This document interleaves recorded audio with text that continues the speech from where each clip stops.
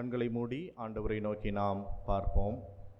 ஆண்டவர் இந்த நாளிலேயும் மீண்டுமாக ஒரு புதிய மாதத்தினுடைய முதலாவது நாளிலே நம்மை அடியெடுத்து வைக்கும்படியாக கடவுள் பாராட்டி இருக்கின்றதான இந்த கிருபைகளுக்காக நாம் நன்றி அறிதலுள்ள இருதயத்தோடு கூட நாம் அனைவரும் எழுந்து நின்று ஆண்டவருக்கு நாம் நன்றி சொல்லுவோம். ஒருவேளை கடந்த ஒரு மாதங்கள் 2026ஆம் ஆண்டினுடைய முதல் மாதத்தை நாம் துவங்கினது எப்போன்னு தெரியல, முடிந்தது எப்பொழுது என்று தெரியவில்லை. அதற்குள்ளாக இரண்டாவது மாதத்திற்குள்ளாக நாம் வந்திருக்கின்றோம். ஒருவேளை இந்த மாதத்தினுடைய இறை வார்த்தை நாம் பெற்றுக்கொள்வதற்காகவும் கடவுள் நம்முடைய வாழ்விலே இந்த படைப்புகளின் வழியாக நம்முடைய கூட பேசும்படியாகவும் படைப்புகளின் வழியாக நமக்கு ஒரு பெரிய ஒரு பாடத்தை நாம் கற்றுக்கொண்ட இறை மக்களாக இந்த இடத்திலிருந்து கடந்து செல்ல கடவுள் நமக்கு அருள் செய்ய வேண்டும். ஒருவேளை இந்த நாளிலேயும் உம்மோடு கூட என்னாலும் உறவாடுவதற்கு நீர் எங்களுக்கு அருள் செய்யுங்க ஆண்டவரே என்று சொல்லி உம்முடைய வார்த்தையை கேட்பதற்காக ஆவலோடு கூட காத்திருக்கிறோம் என்று சொல்லி கடவுளுடைய சமூகத்திலே நாம் நம்மை அர்ப்பணம் செய்வோம்.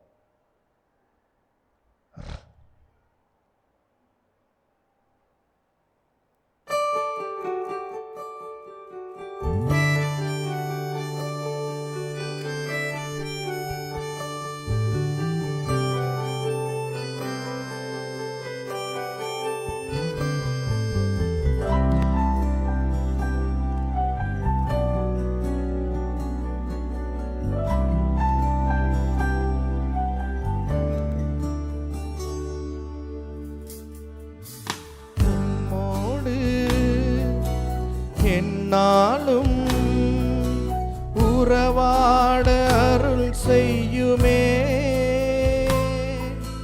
கர்த்தாவே, உம் வார்த்தையை கேட்டிட காத்திருப்பேனே. சொல்லுங்க, உம்மோடு என்னாலும் உறவாட அருள் செய்யுமே கர்த்தாவே, உம் வார்த்தையை கேட்டிட காத்து நிற்பேனே. எந்தன் ஜெப வேளை உம்மை தேடி வந்தே தேவா, பதில் தாருமே. எந்தன் கோட்டை எந்தன் தஞ்சம் நீரே, உம்மை நான் நாடி வந்தே. எந்தன் கோட்டை எந்தன் தஞ்சம் நீரே, உம்மை நான் நாடி வந்தே. ஆண்டவரே, சோராமல் செபிக்கின்ற வரம் நீர் எங்களுக்கு தாரும். எங்களுடைய வாழ்விலே இருக்கின்றதான தடைகள் எல்லாவற்றையும் அகற்றி போட இந்த நாளிலே உம்முடைய பாதத்திலே நாங்கள் வந்திருக்கிறோம் என்று சொல்லி அர்ப்பணிப்போடு கூட சொல்வோம்.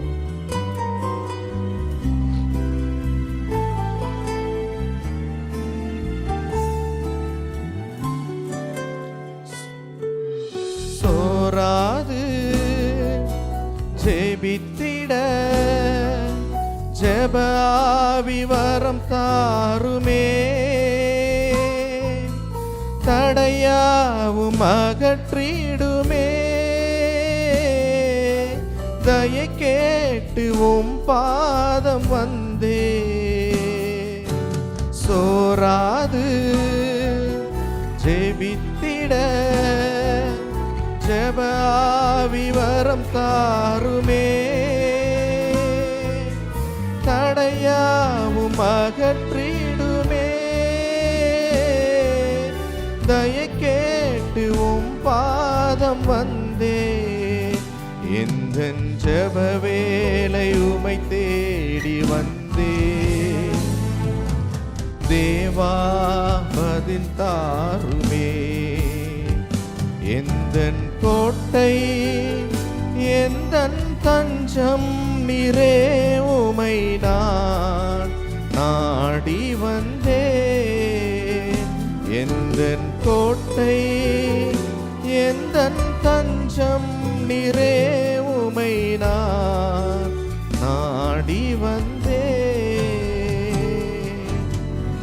ஆண்டவரே, இந்த நாளிலே உம்முடைய வார்த்தையை நாங்கள் கேட்பதற்காகவும் நீர் படைத்ததான இந்த படைப்புகளோடு உம்மோடு கூட இணைந்து உறவாடுவதற்கு நீர் எங்களுக்கு துணை செய்ய வேண்டுமாறு நாங்கள் ஜெபிக்கின்றோம். கேட்க இருக்கின்றதான உள்ளங்கள், மனங்கள், செவிகள் எல்லாவற்றையும் நீர் ஒருமனப்படுத்தி உம்முடைய வார்த்தையின் வழியாக நாங்கள் வாழ்வு பெற்றுக்கொள்ள நீர் துணை செய்யும். இயேசுவின் வழியாக ஜெபிக்கின்றோம் பிதாவே, ஆமென். உட்கார்வோம். கிறிஸ்துவுக்குள் அன்பானவர்களே, உங்கள் அனைவரையும் ஆண்டவராகிய இயேசு கிறிஸ்துவின் திருப்பெயரினாலே என்னுடைய அன்பின் வாழ்த்துக்களையும் தோத்திரங்களையும் நான் தெரிவித்துக் கொள்கிறேன். எல்லாருக்கும் தோத்திரம். மீண்டுமாக ஒரு புதிய மாதத்திலே நாம் அடியெடுத்து வைக்கவும், ஒரு புதிய மாதத்திலே ஆண்டவருடைய ஆலயத்திலே அமர்ந்து ஆண்டவரை தொழுது கொள்ளவும், ஆண்டவரை போற்றவும் கடவுள் கொடுத்திருக்கின்றதான இந்த நன்மைகளுக்காக நாம் ஆண்டவரைக்கு நாம் நன்றி சொல்லுவோம். ஆண்டவரை நாம் துதிக்க இந்த நாளிலே சிறப்பாக நாம் அழைக்கப்பட்டிருக்கிறோம். ஒருவேளை இந்த மாதத்திலே மிக சிறப்பாக நாம் லெந்து நாட்களை நாம் துவங்குகின்றோம். இந்த லெந்து நாட்களை நாம் துவங்குகின்றதான இந்த நேரத்திலே, இந்த மாதத்திலே நாம் அனைவருமாக சேர்ந்து திருச்சபையினுடைய வழக்கத்தின்படியாக நாம் இந்த லெந்து நாட்களிலே கடவுளோடு கூட இன்னும் நெருங்கி ஜீவிப்பதற்கும், கடவுளோடு கூட நெருங்கி வாழ்வதற்கு நம்முடைய வாழ்வை நாம் அர்ப்பணம் செய்தவர்களாக அர்த்தமுள்ள லெந்து நாட்களை அனுசரிப்பதற்கு ஆண்டவர் நமக்கு கிருபை தந்தருள்வாராக. உங்களை நான் சிறப்பாக ஒவ்வொரு நிகழ்விலேயும் பங்கு பெறுவதற்கு உங்களை அன்போடு கூட நான் அழைக்கின்றேன். குறிப்பாக 18ஆம் தேதியிலிருந்து 40 நாள் நம்முடைய ஆலயத்திலே ஆண்டவருடைய பாதத்திலே அரை மணி நேரம் என்கின்றதான சிறப்பு காலை தியானங்கள் நமக்கு நடைபெற இருக்கின்றது. அந்த நாட்களிலே ஆண்டவராகிய இயேசு கிறிஸ்து பல்வேறு மக்களை பார்த்து கேட்டதான கேள்விகள், த குவெஸ்டின்ஸ் ஆஃப் ஜீசஸ் என்கின்றதான தலைப்பு கீழாக ஒவ்வொரு நாளும் பல்வேறு கேள்விகளை கடவுள் நம்மோடு கூட எழுப்பியிருக்கின்றார். அந்த கேள்விகளுக்கு விடை காணுகின்ற ஒரு முயற்சியாகவும், எந்த நோக்கத்தோடு கூட கடவுள் இப்படிப்பட்டதான கேள்விகளை கேட்டிருக்கின்றார் என்கின்றதான பின்னணியத்தை நாம் புரிந்து அறிந்து கொண்டவர்களாக நம்முடைய ஆன்மீகத்தை நாம் பயிற்றுவிப்பதற்கு கடவுள் நமக்கு துணை செய்வாராக. ஒருவேளை அதற்கு முன்னுதாரணமாக திருச்சபையினுடைய பாரம்பரியத்திலே இந்த ஞாயிறு என்பது செப்துவஜெசிமா என்கின்றதான ஞாயிறாக இந்த ஞாயிறை திருச்சபையினுடைய வரலாறு அனுசரிப்பதாக நமக்கு சொல்லிக் கொடுக்கின்றது. அதாவது 9 ஞாயிற்றுக்கிழமைகள், ஈஸ்டருக்கு முன்பதாக, உயிர்த்தெழுதலினுடைய திருநாளுக்கு முன்பதாக வருகின்ற 9 ஞாயிறுகளை கணக்கிட்டு இந்த நாளிலே செப்துவஜெசிமா என்கின்றதான ஞாயிறை நம்முடைய திருச்சபையினுடைய பாரம்பரியங்கள் அனுசரித்து கொண்டிருக்கிறது. இது எதற்காக என்று சொன்னால், இந்த லெந்து நாட்களிலே நம்முடைய வாழ்விலே ஜெபிப்பதிலே நாம் வளர்ந்து வருவதற்கும், ஆன்மீக பயிற்சிகளை நாம் பெற்றுக்கொள்வதற்கும், குறிப்பாக உபவாச நோன்பு இருப்பதற்கு நம்மை பயிற்றுவிப்பதற்காக இந்த சிறப்பான நாட்கள் நமக்கு கொடுக்கப்பட்டிருக்கிறது. எனவே இப்படிப்பட்டதான நாட்களை நாம் அர்த்தமுள்ளதாக அனுசரிப்பதற்கு ஆண்டவர் நமக்கு கிருபை தந்தருள்வாராக. ஒருவேளை இந்த 40 நாட்களிலும் சிறப்பாக பங்கு பெறுவதற்கு உங்களை அன்போடு கூட அழைக்கின்றேன். அதனைத் தொடர்ந்து நம்முடைய திருச்சபையிலே பல்வேறு நிகழ்வுகளை நாம் ஏற்பாடு செய்திருக்கின்றோம். அத்தனை நிகழ்வுகளிலும் திருச்சபையின் மக்கள் நீங்கள் உற்சாகமாக நீங்கள் பங்கு பெறவும், உங்களுடைய பங்களிப்பை நிறைவாக கொடுத்து உதவும்படிக்கு உங்களை அன்போடு கூட இந்த மாதத்திலே நான் அழைக்கின்றேன். கிறிஸ்துவுக்குள் அன்பானவர்களே, இந்த நாளிலேயும் நாம் தியானிக்கும்படியாக நம்முடைய தென்னிந்திய திருச்சபையின் வழியாக நமக்கு கொடுக்கப்பட்டிருக்கின்ற தலைப்பு என்ன அப்படின்னு பார்த்தீங்கன்னா, படைப்பின் நிறைவை உறுதி செய்கின்ற ஓய்வு. படைப்பின் நிறைவை உறுதி செய்யும் ஓய்வு என்கின்றதான தலைப்பு நமக்கு கொடுக்கப்பட்டிருக்கிறது. Sabbath leads to the fullness of creation. Sabbath leads to the fullness of creation என்கின்றதான தலைப்பு நமக்கு சிறப்பாக கொடுக்கப்பட்டிருக்கிறது. ஒருவேளை ஓய்வு என்று சொல்லுகின்ற பொழுது எல்லோருக்குமே இந்த ஓய்வு என்பது மிக அவசியமாக இருக்கிறது. ஒரு நாளிலே ஒரு சராசரியாக ஒரு மனிதன் தூங்க வேண்டிய நேரம் எவ்வளவு அப்படின்னு பார்த்தீங்கன்னா, 8 to 9 மணி நேரம் ஒரு மனிதன் சரியாக தூங்க வேண்டும் என்ற ஒரு அமைப்பு நமக்கு கொடுக்கப்பட்டிருக்கிறது.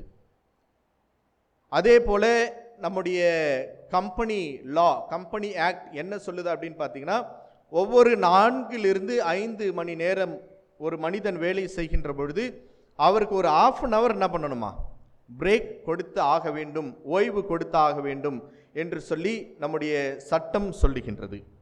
ஒருவேளை கடவுளாகிய ஆண்டவர் இந்த உலகத்தை படைத்த பொழுது எல்லாவற்றையும் நன்மையாக கண்ட ஆண்டவர் 6 நாட்கள் தம்முடைய பணிகளை செய்கின்றார். 7வது நாளோ கடவுள் என்ன பண்ணாரா? ஓய்ந்திருந்தார் என்று சொல்லி நாம் பார்க்கின்றோம். கடவுளுக்கு ஒரு ஓய்வு தேவைப்பட்டது என்பதை இந்த நாளிலே புரிந்து கொள்ள நாம் அழைக்கப்படுகின்றோம். இந்த சாபத் என்கின்றதான வார்த்தை லிட்ரலா என்ன அர்த்தம் அப்படின்னு பார்த்தீங்கன்னா, ஒருவேளை ஓய்வு என்பதை தாண்டி இந்த சாபத்து என்பதற்குரியதான அர்த்தம் என்ன அப்படின்றத இன்றைக்கு உங்களோடு கூட பகிர்ந்து கொள்ள நான் விரும்புகின்றேன். ஓய்வு என்பது ஒரு புறத்தில் இருக்க, இரண்டாவது அர்த்தம் என்ன அப்படின்னு பார்த்தீங்கன்னா, சாட்டிஸ்ஃபேக்ஷன் என்பது ஒரு அர்த்தமாக இருக்கின்றது. கடவுள் எல்லாவற்றையும் படைத்து மனநிறைவு அடைந்ததனுடைய ஆதாரமாக எல்லாவற்றையும் படைத்து he was satisfied. அதுக்கப்புறம் தான் என்ன பண்றாரு? ஓய்வுக்குள்ளாக அவர் கடந்து செல்கின்றார் என்பதை பார்க்கின்றோம். ஒரு மனநிறைவை ஏற்படுத்தக்கூடியது இந்த சாபத்து. ஓய்வு நாள் என்பது மனநிறைவை ஏற்படுத்தக்கூடியது. முழுமையை எதிர்நோக்கிய ஒரு பயணம் இந்த சாபத்து என்று சொல்லி திருமறையிலே நாம் வாசிக்கின்றோம். கிறிஸ்துக்கள் அன்பானவர்களே, 3 காரியங்களை உங்களோடு கூட பகிர்ந்து கொள்ள நான் விரும்புகின்றேன். முதலாவதாக, இந்த ஓய்வு நாள் எதற்குரியதான அடையாளம் என்று சொன்னால், மனநிறைவின் அடையாளமாக இந்த ஓய்வு நாள் நமக்கு அமைகின்றது. சாபத், சாட்டிஸ்ஃபேக்ஷன் ஆஃப் காட்ஸ் கிரியேஷன். கடவுள் படைத்ததான படைப்புகளை எல்லாம் மனநிறைவோடு கூட கடவுள் பார்க்கின்ற ஒரு தன்மையை நாம் பார்க்கின்றோம். ஒருவேளை ஆதியாகமம் 2வது அதிகாரத்திலே 1வது அதிகாரம் 31வது வசனத்திலிருந்து நாம் வாசிக்கின்ற பொழுது, ஆதியாகமம் 1வது அதிகாரம் 31 அந்த 2வது அதிகாரம் 3 அடங்கிய வசனங்களை நாம் கூர்ந்து கவனிக்கின்ற பொழுது, 2வது அதிகாரத்திலே நாம் பார்க்கும் பொழுது, ஒருவேளை புதிய மொழிபெயர்ப்பிலே இப்படியாக போட்டிருக்கிறது: விண்ணுலகும் மண்ணுலகும் அவற்றிலுள்ள அமைப்புகள் அனைத்தும் உருவாக்கம் பெற்று நிறைவு எய்தின. என்ன ஆயிடுச்சுங்களா? நிறைவு பெற்றது என்று பார்க்கின்றோம். 2வது வசனத்தில் பார்க்கும் பொழுது, மேலும் கடவுள் தாம் செய்த வேலையை 7ஆம் நாளிலே முடித்திருந்தார். 7வது நாளிலே தான் கடவுள் எல்லா வேலைகளையும் முடிக்கின்ற ஒரு தன்மை பார்க்கின்றார். He completed his creation at the 7th day. அவர் தாம் செய்த வேலைகள் அனைத்தையும் நிறைவு பெற செய்து 7ஆம் நாளிலே ஓய்ந்திருந்தார் என்று சொல்லி பார்க்கின்றோம். அதே போல 3வது வசனத்திலே நாம் கூர்ந்து கவனிக்கின்ற பொழுது, கடவுள் 7ஆம் நாளுக்கு ஆசி வழங்குகின்றார். ஒரு நாளுக்கே கடவுள் என்ன பண்றாரா? ஆசி வழங்குகின்ற ஆண்டவராக இருக்கின்றார். Day was blessed. அது எந்த நாள் என்று சொன்னால் ஓய்வு நாள். ஒருவேளை இன்றைக்கு ஓய்வு நாளிலே கடவுளுடைய ஆலயத்திலே நாம் வந்து அமர்ந்திருக்கின்ற பொழுது, இந்த ஓய்வு நாளை கடவுள் எப்படி படைப்பினுடைய வரலாற்றிலே ஆசீர்வதித்தது போல இன்றைக்கு நம்முடைய வாழ்விலையும் கடவுள் நமக்கு நிறைவான ஆசீர்வாதத்தை அருளி செய்கின்ற ஆண்டவராக இருக்கின்றார். ஒரு நாள் முழுவதுமாக கடவுள் ஆசீர்வாதத்தை அருளுகின்றார் என்று சொல்லி திருமறையிலே நாம் வாசிக்கின்றோம். 7ஆம் நாளுக்கு ஆசி வழங்கி அந்த நாளை என்ன செய்கிறாரா? பரிசுத்தமாக்கினார், புனிதப்படுத்துகின்ற ஆண்டவராக இருக்கின்றார். ஆனால் இன்றைக்கு ஓய்வு நாளிலே இன்றைக்கு நம்முடைய வாழ்விலே நாம் என்ன செய்து கொண்டிருக்கின்றோம் என்பதை நாம் நினைவு கூர்ந்து பார்க்க நாம் அழைக்கப்படுகின்றோம். நம்முடைய பணிகளிலே நமக்கு மனநிறைவு இருக்கின்றதா? நாம் செய்கின்ற வேலைகளிலே நமக்கு மனநிறைவு இருக்கின்றதா என்பதை கூர்ந்து கவனித்து இந்த நாளிலே நாம் சிறப்பாக இந்த இடத்திலிருந்து பெரிய ஒரு படைப்புகளோடு கூட இணைந்த ஒரு மகிழ்வை பெற்றுக்கொண்டவர்களாக நாம் கடந்து செல்ல நாம் அழைக்கப்படுகின்றோம். படைப்புகளோடு கூட கடவுள் இணைந்து கொள்ளுகின்றார்.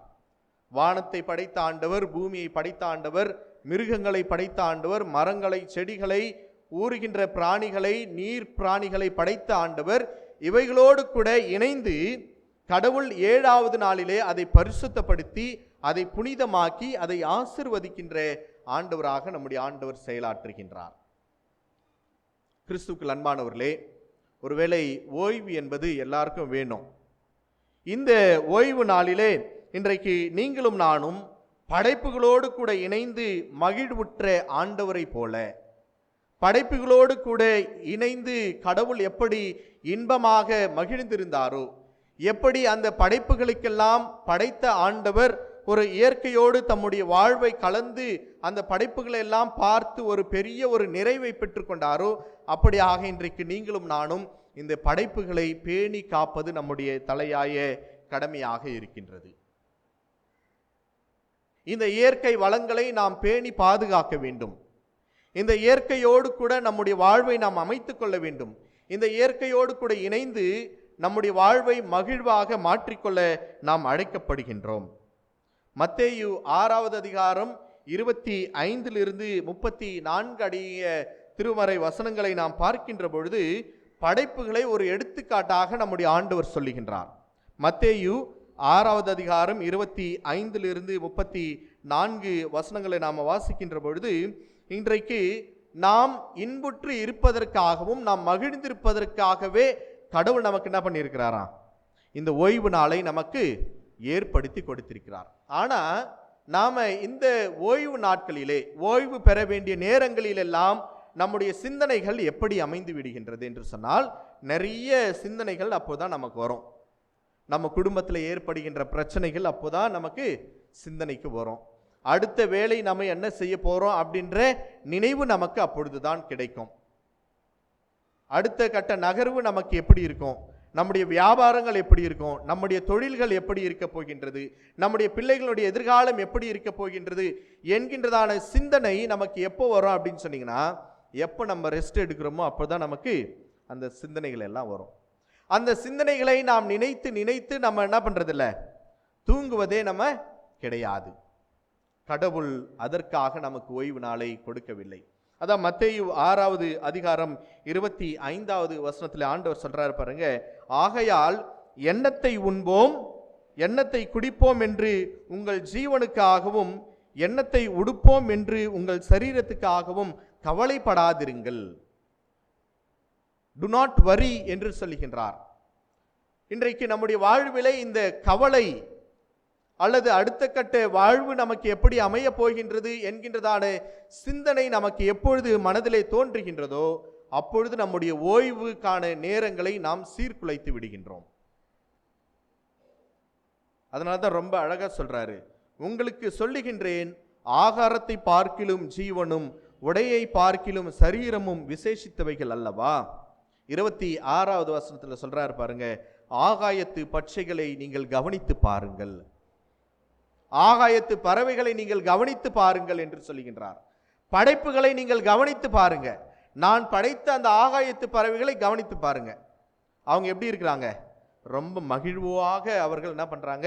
பயணிப்பதை நம்மால் பார்க்க முடிகின்றது. அவைகள் விதைக்கிறதும் இல்லை, அறுக்கிறதும் இல்லை, களஞ்சியங்களிலே சேர்த்து வைக்கிறதும் இல்லை. களஞ்சியங்களிலே சேர்த்து வைக்கிறதும் இல்லை, அவைகளையும் உங்கள் பரமபிதா பிழைப்பூட்டுகிறார். அவைகளை பார்க்கிலும் நீங்க எப்படி இருக்கிறீங்களா? விசேஷித்தவர்கள் அல்லவா. அல்லேலூயா. நான் விசேஷித்தவனாக கடவுளுடைய படைப்பிலே நான் இருக்கின்றேன். ஆகாயத்து பறவையை பார்க்கிலும் மனிதனுடைய படைப்பு என்பது விசேஷித்தமான ஒரு படைப்பு. அப்ப பறவைகள் என்ன பண்றதில்ல? கவலைப்படுவது கிடையாது. மனிதர்களாகிய நாம் எப்படி இருக்கிறோம்? கவலைப்பட்டு கொண்டிருக்கின்றோம். அடுத்தது சொல்றாரு பாருங்க, கவலைப்படுகிறதுனாலே உங்களில் எவன் தன் சரீர அளவோடு ஒரு முழத்தை கூட்டக்கூடும். உடைக்காக நீங்கள் கவலைப்படுகின்றீர்கள். அதுக்கப்புறம் திரும்ப சொல்லுகின்ற பொழுது பார்க்கின்றோம் 30வது வசனத்தில் பார்க்கின்ற பொழுது, இன்றைக்கு அற்ப விசுவாசிகளே, இன்றைக்கு இருந்து நாளைக்கு அடுப்பிலே போடப்படும் காட்டு புல்லுக்கு கடவுள் இவ்விதமாக உடுத்துவிப்பது போல உங்களுக்கும் கடவுள் உடுத்துவிப்பது அதிக நிச்சயம் அல்லவா. காட்டு புஷ்பங்களை நீங்கள் கவனித்து பாருங்கள், பூக்களை நீங்கள் கவனித்து பாருங்கள். அந்த பூக்கள் உதிர போகும் என்று சொல்லி அதற்கு தெரிந்திருந்தும் கூட அது என்ன பண்றதில்ல? தன்னுடைய வாழ்விலே கவலைப்படுகின்றதே இல்லை. ஆனாலும் கூட அந்த காட்டு புஷ்பங்களுக்கு கடவுள் உடுத்துவிக்கிறது போல நம்முடைய வாழ்விலையும் கடவுள் உடுத்துவிப்பது அதிக நிச்சயம் அல்லவா என்று சொல்லி ஆண்டவர் சொல்லுகின்றார். ஒருவேளை புதிய மாதத்திலே ஆண்டவர் நமக்கு என்ன ஒரு வாக்குறுதியை கொடுக்க போகிறார் என்கின்றதான ஒரு பெரிய ஒரு எதிர்பார்ப்போடு கூட நீங்கள் இந்த இடத்திலே வந்து அமர்ந்திருக்கலாம் இல்ல? கவலைப்படுவதனாலே யார் ஒருவன் தன்னுடைய உள்ளத்திலே, தன்னுடைய சரீரத்திலே ஒரு முழத்தை கூட்ட முடியுமா, குறைக்க முடியுமா? ஆகவே கவலை என்று நாம் பார்க்கின்ற பொழுது கவலைப்படுவதனாலே நம்முடைய வாழ்விலை எதையும் சாதித்து விட முடியாது. நீங்கள் கவலை கொள்வதனாலே எதையும் நீங்கள் அடைந்து விட முடியாது. பதற்றம் உங்களுடைய வாழ்விலை நேரிடும். மாறாக கொஞ்ச நேரம் நீங்க என்ன பண்ணுங்க, ரிலாக்ஸ் ஆயிருங்க. கடவுள் படைத்த படைப்புகளை எல்லாம் நீங்கள் கவனித்து பாருங்கள். அவைகளை காட்டிலும் நீங்களும் நானும் கடவுளுடைய பார்வையிலே விசேஷித்தமானவர்களாக நாம் இருக்கின்றோம். இந்த இயற்கையை காட்டிலும் நீங்களும் நானும் கடவுளுடைய பார்வையிலே பெரிதானவர்களாக நாம் இருக்கின்றோம். அதனால உங்களுடைய கவலைகளை எல்லாம் ஆண்டவருடைய சமூகத்திலே வைத்து விட்டவர்களாக நீங்கள் கடந்து போங்க.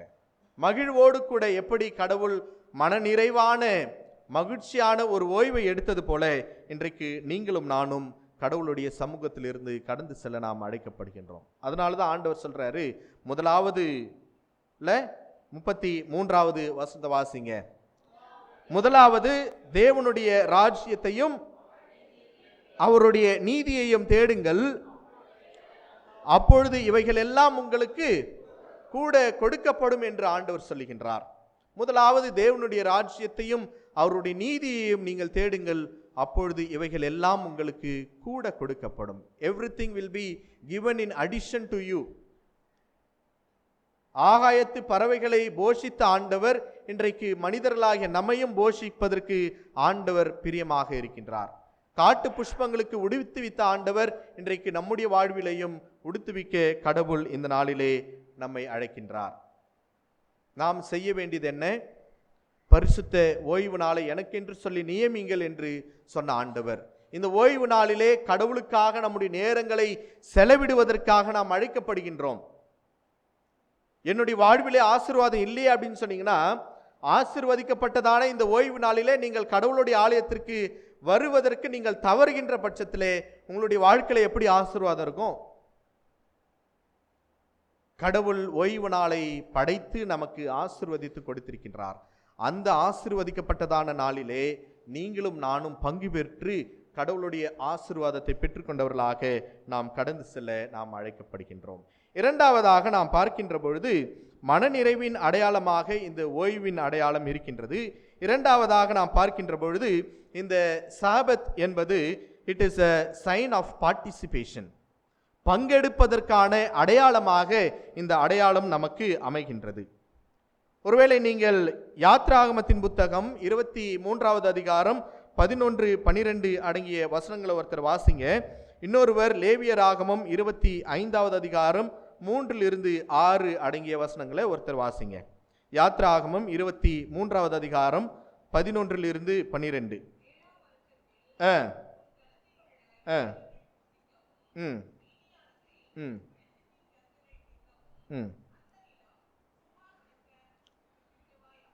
ரைட். இங்கே 12வது வசனத்திலே நாம் பார்க்கின்ற பொழுது 6 நாள் உன் வேலையை செய்து 7ஆம் நாளிலே உன் மாடும் உன் கழுதையும் உன் இளைப்பாறவும் உன் அடிமை பெண்ணின் பிள்ளையும் அந்நியனும் இளைப்பாறவும் ஓய்ந்திருப்பதாக என்று சொல்லுகின்றார். இது ஒரு கட்டளையாக நமக்கு கொடுக்கப்படுகின்றது. கவனிக்கிறீங்களா? இல்ல, இது ஒரு கட்டளையாக நமக்கு கொடுக்கப்பட்டிருக்கின்றது. ஓய்வு நாளிலே ஓய்ந்திருக்க வேண்டும். ஓய்வு நாளை பரிசுத்தமாக நீ ஆசரிக்க நினைப்பாயாக என்று சொன்ன அதே ஆண்டவர் இன்றைக்கு இந்த நாளிலே நாம் ஓய்வு பெற்று நாம் அழைக்கப்படுகின்ற இறை மக்களாக இருக்க விரும்புகின்றோம். லேவியராகமம் 25வது அதிகாரம் 3-6 அடங்கிய வசனங்களை நாம் வாசிக்கின்ற பொழுது இந்த இடத்துல வாசிங்க. லேவியராகமம் 6 வருஷம் நீ பயிரிட வேண்டும், திராட்சை தோட்டங்களை நீ பயிர் செய், ஒரே ஒரு வருஷத்தை நீ என்ன பண்ணிடணுமா, எம்டியா நீ விட்டுறணும், அதுல எந்த ஒரு பயிரும் நீ வைக்கக்கூடாது அப்படின்றத கடவுள் தெளிவுபடுத்துகின்ற ஆண்டவராக இருக்கின்றார். ஒருவேளை இந்த இயற்கை வளங்கள் விவசாயம் செய்கின்ற மக்களுக்கு அது நன்றாக தெரியும். நம்ம கண்டினியூஸா ஒரு நிலத்திலே பயிரிடுகின்ற பொழுது அந்த நிலத்தினுடைய வளங்கள் என்ன ஆயிடுமா, குறைந்து கொண்டே போகும். கொஞ்சம் நீங்க அதற்கு வேண்டியதான பிரீதிங் டைம் கொடுத்து மறுபடியும் நீங்க பயிர் விடுகின்ற பொழுது நல்ல விளைச்சலை கொடுக்கும் என்று நம்முடைய இயற்கை சொல்லுகின்றது. அப்ப இயற்கையாகவே மண் வளங்களுக்கு அந்த இழந்த தன்மையிலிருந்து மீண்டும் உருவாக்கி கொள்ளுகின்ற ஒரு தன்மையை கடவுள் படைத்திருக்கின்றார். அதனால தான் இன்றைக்கு நாம் எப்பொழுதுமே நம்ம நினைப்பது எல்லாம் ப்ரொடியூஸ் பண்ணணும் அப்படின்னு சொல்லிட்டு நம்ம நினைக்கிறோம்.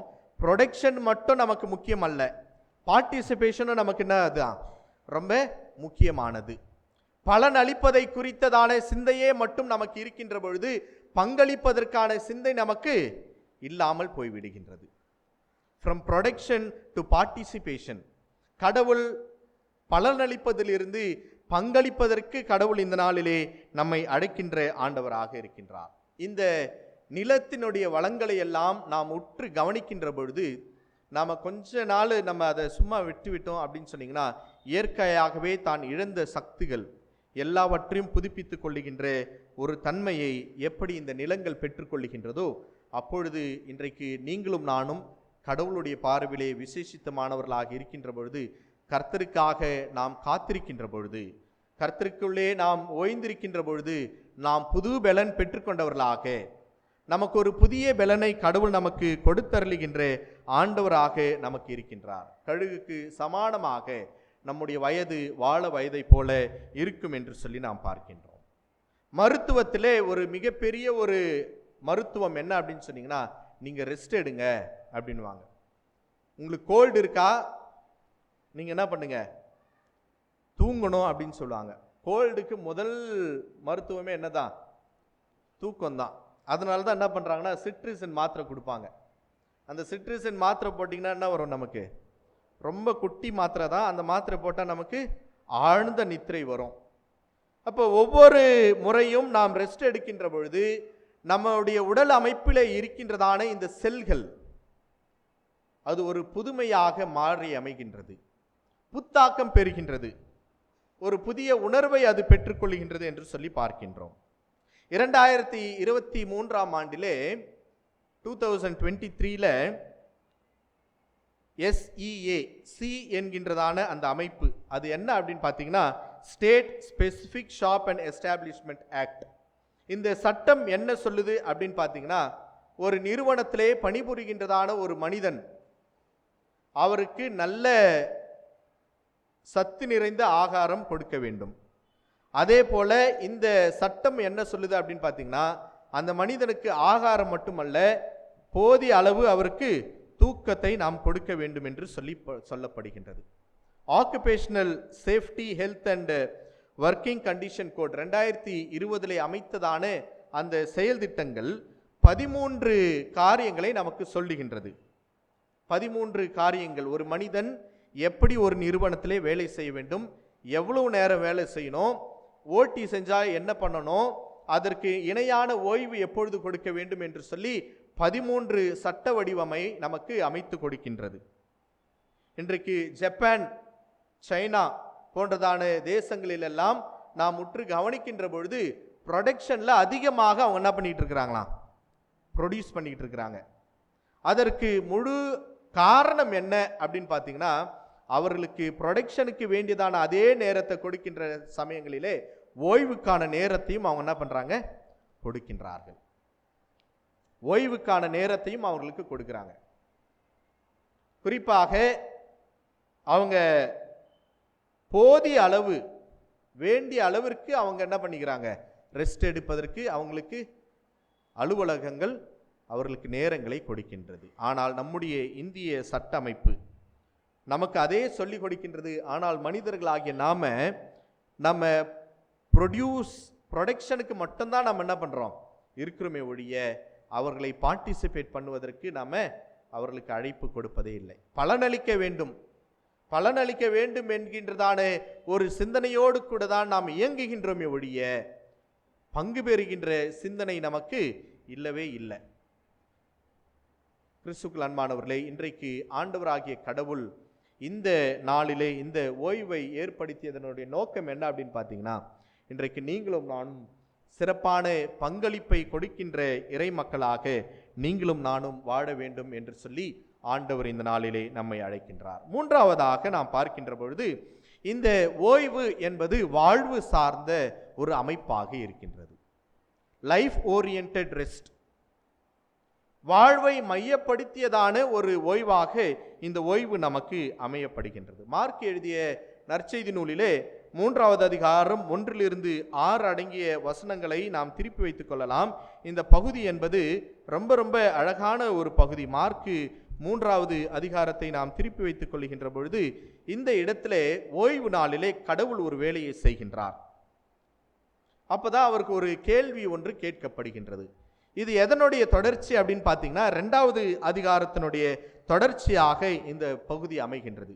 2வது அதிகாரம் 23வது வசனத்தை வாசிங்கம்மா. பின்பு அவர் ஓய்வு நாளில் பயிர்களினுடைய வழியே அவர் செல்லுகின்றார்.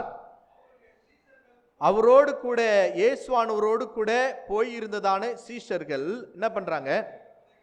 தங்களுடைய கதிர்களை கொய்க்க தொடங்கினார்கள். ஓய்வு நாளிலே குறிப்பாக யூதர்களுடைய சட்ட திட்டங்கள் என்ன சொல்லுது அப்படின்னு பார்த்தீங்கன்னா, திருமறையின் வழியாக 39 காரியங்களை ஓய்வு நாளிலே செய்யக்கூடாது என்று திருமறை நமக்கு சொல்லிக் கொடுக்கின்றது. யூதர்களுடைய சட்டம் அதை சொல்லிக் கொடுக்கின்றது. 39 காரியத்தை நீங்க என்ன பண்ணக்கூடாது? செய்யக்கூடாது. ஆடுகளுக்கு தண்ணி கொடுக்கக்கூடாது, மாடுகளுக்கு தண்ணி கொடுக்கக்கூடாது, புல் கொடுக்கக்கூடாது, விளைச்சலை கொடுக்கக்கூடாது, நீ உன்னுடைய நிலத்திலே பயிரிடு உனக்கு கூடாது. இப்படி பல நிலைகளிலே இந்த ஓய்வு நாளை குறித்து 39 காரியங்களை நமக்கு தெளிவாக சொல்லப்படுகிறது. அதுல ரொம்ப முக்கியமானது என்ன அப்படின்னு பார்த்தீங்கன்னா, அக்ரிகல்ச்சர், விவசாயம் சார்ந்த பணிகள் அல்லது அறுவடை சார்ந்த காரியங்களை நீ செய்யக்கூடாது அப்படின்றது திருமறை நமக்கு சொல்லுகின்றது. அந்த லேவியர்னுடைய ஆகம விதிகள் நமக்கு சொல்லிக் கொடுக்கின்றது. இப்படிப்பட்டதான சூழ்நிலையிலே இயேசுவானவர் ஒரு வயல்வெளி வழியாக புறப்பட்டு செல்லுகின்றார். அவரோடு கூட சென்றதான சீஷர்கள், எப்பவுமே நாம அமைதியா இருந்தா கூட நம்ம வரவங்க என்ன பண்ண மாட்டாங்க? அமைதியா இருக்க மாட்டாங்க. நமக்கு உபத்திரவம்லாம் யாரால வருதுன்னா நம்ம கூட இருக்கிறவங்களால தான் நமக்கு உபத்திரவமே வரும்.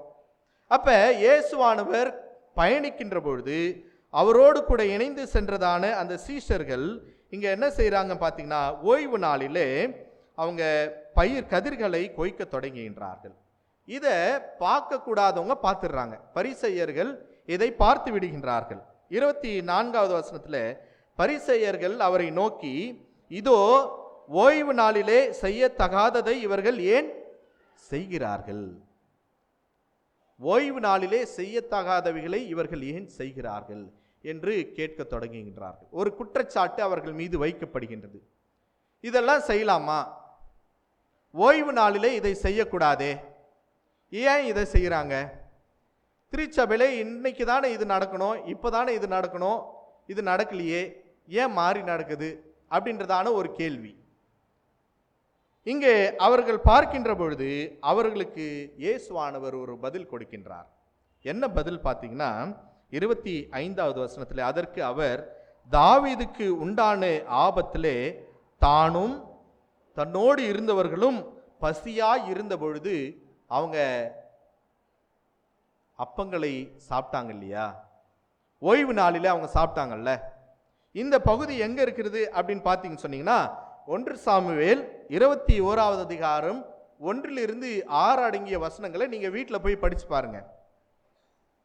1 சாமுவேல் 21வது அதிகாரம் 1-6 அடங்கிய வசனங்களை நீங்க வீட்டில் போய் படிச்சு பார்த்தீங்கன்னு சொன்னீங்கன்னா, அப்ப அவன் அபியதார் என்னும் பிரதான ஆசாரியின் காலத்தில் செய்ததை நீங்கள் ஒரு காலம் வாசிக்கவில்லையா?